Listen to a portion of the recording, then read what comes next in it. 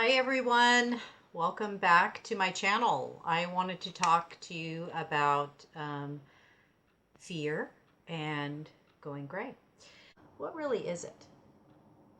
Is it because we um, have certain ideas of how we should be, and if we change those ideas or those concepts, will something bad happen as a result? And so fear is the apprehension of not really knowing, right, what's going to happen, or that something terrible is going to happen. Because it hasn't really happened yet, right? I mean, you start to go gray, you're an inch or two out, you see the roots. You know, you're not fully gray yet. So, but you may begin to start to worry, like, is this what it's, and I went through this too. And I still, one thing I mentioned to a friend of mine who recently went gray, I'm still afraid too, FYI, because although I went gray and I no longer color my hair is going to start to get whiter and whiter and whiter and whiter. And it started up here and it starts to move to the back. So just since I started this channel, I think my white is going receding back. So in the end, I may not end up with completely white hair, but that's where it's going. And that's a different story than having this multitonal back, right? I've got this I've still got my color in here towards the back and underneath. And I kind of like that differentiation between the white and that color. And so, but it could come to a point where I'm completely white hair. And am I ready for that? I don't know. The good part about it is that it's a gradual. It's not going to happen overnight, so it's a gradual change. So what I wanted to bring out in this video is that to fear, like, what people will think of you, really, I'm not saying that your considerations are not important, right? That you may feel like, geez, is this really going to make me look old? So those are important, and those are individualized to each person.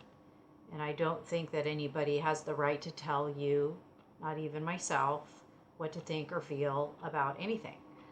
However, oftentimes fear is just a reaction to something that may or may not happen, or is or isn't going to happen. And so, because if you think about it, like, if you see a cat and he's about to run into a busy street, when do you feel fear? You feel fear because you're, like, anticipating something's going to happen to the cat or something like that, so you're anticipating that fear. So fear is a bit of an anticipation of something bad going to happen, but that doesn't necessarily mean that it's going to happen. So to just be fearful and decide I'm not going gray because I'm scared, then you'll never know. Because you could go gray and you could really love it. So fear doesn't help us any in this situation. Fear is kind of like a reflex to protect us, designed to protect us from danger or harm, but we're not really living in the jungles anymore. And, so we don't really need it. And so in this decision with going gray, you don't really need fear. So let's just throw it out. Let's just throw it out and look at this as an experiment rather than something that's going to change you that's going to make people not like you or think different about you or say nasty comments to you or make you feel old or all that. Let's just take your gray journey as an experiment and run it as a full experiment and be willing to observe what happens when it occurs. And as the gray starts to come out and you start to see more of it, and just experiment, say, oh, I'm liking this, or no, I'm not liking this, and just see what happens, and take any comments that you get from other people the same way. If they say something like, oh, you stopped coloring your hair, are you going to go gray? Go, yeah, I'm actually, it's an experiment right now. I'm just seeing how it goes. I may change my mind, but this is what I'm doing for right now. And just handle it like that, and handle it as an experiment. And what that will do is it will put you back in the driver's seat as being in control of this change as it occurs. And it won't allow for the fear to creep in about, am I going to look old? Am I not? It's just an experiment. It's an experiment that could be easily reversed with a box of color. And even though it does take, and that's very true, if you're thinking that right now, I get you. Even though it does take a long time to go through the transition, especially if you have long hair. Yes, so you're committed to the experiment for that year, year and a half, 2 years, 3 years, depending how long your hair is. You are committed for that time.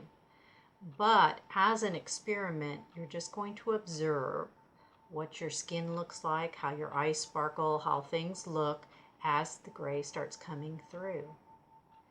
And then when you start to get midway through your point where you're down to here and it's all gray, and from here it's not gray, and you can start putting it back into a ponytail, pulling it away from your face, that way you're seeing mostly gray, and slowly start to get yourself used to seeing your hair that color, and slowly start to getting other people used to also seeing you with the gray hair.